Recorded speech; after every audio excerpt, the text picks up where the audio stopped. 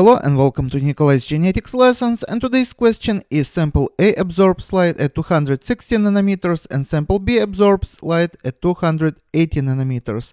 Of the choices below, which macromolecules are likely to be present in each sample respectively?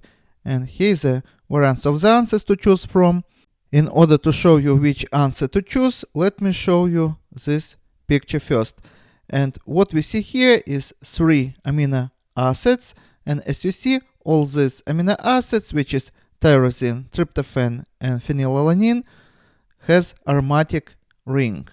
Not all amino acids can absorb ultraviolet, but these 3 amino acids out of 20 will do it better than the rest due to the presence of these aromatic rings. Scientists use ultraviolet because it is very cheap and very effective way to quantify proteins, if proteins present, and their concentration.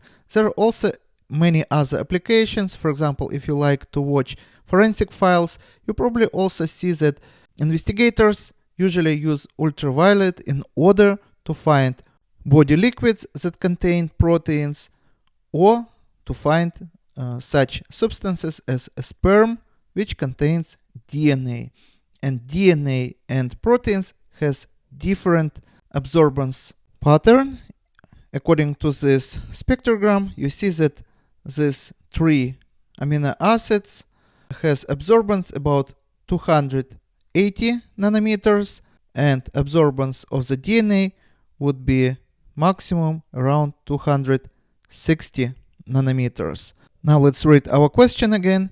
Sample A absorbs light at 260 nanometers and sample B absorbs the light at 280 nanometers. Now you know that the first sample would be nucleic acid and the second would be protein. This is answer B.